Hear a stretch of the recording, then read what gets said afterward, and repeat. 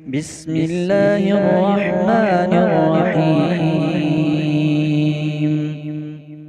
السلام علیکم ناظرین، ہمارے یوٹیوب چینل گفتگو حق میں تمام آنے والے دوستوں کو خوش آمدید۔ حضرت سلیمان علیہ السلام حضرت داؤد علیہ السلام کے فرزند تھے۔ وہ اپنے والد کے بعد بنی اسرائیل کے بادشاہ بنے۔ حضرت سلیمان علیہ السلام اللہ پاک کے پیغمبر تھے۔ انہیں جانوروں، پرندوں، جنوں کی زبان سمجھنے کا معجزہ دیا ہوا تھا۔ جن، دیو، پریاں، جانور اور پرندے آپ علیہ السلام کے تابع تھے۔ ایک دفعہ حضرت سلیمان علیہ السلام نے سب پرندوں کو اپنے پاس بلوایا۔ ہدہد کے علاوہ باقی سب پرندے آپ علیہ السلام کی خدمت میں حاضر ہوئے۔ تھوڑی دیر گزرنے کے بعد ہدہد بھی آپ علیہ السلام کی خدمت میں حاضر ہوا۔ اس نے بتایا کہ جنوب میں ملک سبا ہے۔ اس ملک پر ایک ملکہ کی حکومت ہے جس کا نام بی بی بلقیس ہے۔ ملکہ اور اس کی رعایا سورج کی پوجا کرتے ہیں۔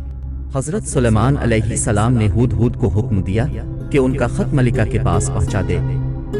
ہدہد نے آپ علیہ السلام کی طرف سے خط لے جا کر ملکہ کے سامنے ڈال دیا۔ ملکہ نے خط کھول کر پڑھا تو اس میں آپ علیہ السلام نے حکم دیا تھا کہ سورج کی پوجا کرنا چھوڑ دو، ایک اللہ کی عبادت کرو جو کائنات کا رب ہے۔ یہ سورج بھی اس کی قدرت ہے۔ باز آ جاؤ کیونکہ عذاب تمہارے قریب ہے۔ اس پیغام سے ملکہ فکر مند ہو گئی۔ اسے فکر لاحق ہوئی حضرت سلیمان علیہ السلام اس کی حکومت کو درم بھرم کر دے گا۔ اس نے اپنے ایلچی کو حضرت سلیمان علیہ السلام کے پاس بھیجا تاکہ انہیں دولت پیش کر کے اپنی حکومت کو بچایا جا سکے۔ ادھر حضرت سلیمان علیہ السلام نے جنات کو حکم دیا، شہر کے داخلے والے راستے پر سونے چاندی کی اینٹیں بچھا دو، راستے پر سونے کے عجیب و غریب جانور تعینات کر دو اور دربار موتیوں سے سجا دیا جائے۔ ایلچی جو ملکہ کی طرف ہیرے جواہر لایا تھا، جب آپ علیہ السلام کے پاس آیا تو وہ آپ علیہ السلام کی بالا و برتر شان دیکھ کر حیران رہ گیا۔ وہ کبھی آپ کی دربار کو دیکھتا تو کبھی اپنے ساتھ لائی ہوئی دولت کو دیکھتا۔ حضرت سلیمان علیہ السلام نے دولت لینے سے صاف انکار کر دیا اور فرمایا، ملکہ سے جا کر کہہ دو کہ ہمیں اس کی دولت کی کوئی طلب نہیں، سیدھا راستہ لے لو ورنہ انتظار کرو، بہت جلد ہم اپنا بہت بڑا لشکر تمہاری طرف بھیجیں گے۔ یہ سن کر ملکہ پر خوف طاری ہو گیا۔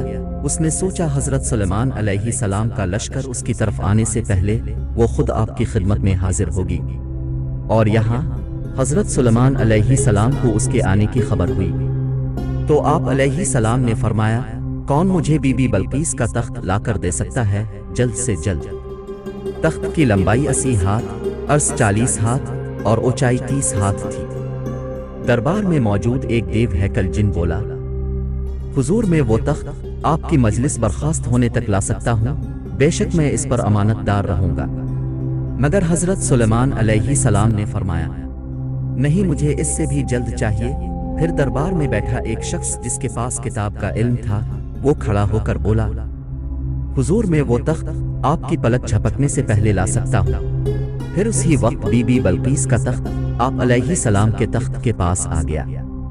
پھر حضرت سلیمان علیہ السلام نے کہا، یہ میرے رب کا فضل ہے تاکہ وہ مجھے آزمائے کہ میں شکر کرتا ہوں یا ناشکری، اور جو شکر کرتا ہے تو اسی کے لیے فائدہ ہے، اور اگر جو ناشکری کرتا ہے تو میرا پروردگار اپنی ذات میں بالا اور بلند ہے، وہ بے نیاز ہے۔ مفسرین نے کہا ہے وہ شخص آپ کا دوست آصف ابن برکھیہ تھا، اور بعض مفسرین کے بابت وہ شخص حضرت سلیمان علیہ السلام کا خالہ زاد بھائی تھا۔ وہ تخت حضرت آصف ابن برکھیہ نے زمین کے اندر سے کھینچ کر رکھ دیا تھا۔ حضرت سلیمان علیہ السلام نے حکم دیا کہ اس تخت کو چادر ڈھانپ دو، اور جب ملکہ وہاں پہنچی تو خدمت گاروں نے وہ کپڑا ہٹا دیا۔ ملکہ اس تخت کو وہاں دیکھ کر حیران رہ گئی۔ اس کے بعد حضرت سلیمان علیہ السلام ملکہ کو محل لے گئے۔ محل میں شیشے کا فرش دیکھ کر ملکہ فوراً سمجھ گئی کہ ایسا محل عام بادشاہ نہیں بنوا سکتا۔ اب ملکہ کو سمجھ میں آنے لگا کہ سورج سب سے بڑا نہیں ہے، بلکہ سب سے بڑا تو وہ ہے جس نے حضرت سلیمان علیہ السلام کو اتنی طاقت اور علم دیا ہے۔ وہی سورج کا بھی رب ہے جو حضرت سلیمان علیہ السلام کا رب ہے۔ پھر بی بی بلقیس نے فوراً عرض کیا کہ میں اللہ تعالیٰ پر ایمان لاتی ہوں۔ دوستو اگر آپ کو ہماری یہ ویڈیو پسند آئی ہو تو لائک کامنٹ اور دوستوں کے ساتھ شیئر کر کے سبسکرائب کیجئے گا۔ اللہ حافظ۔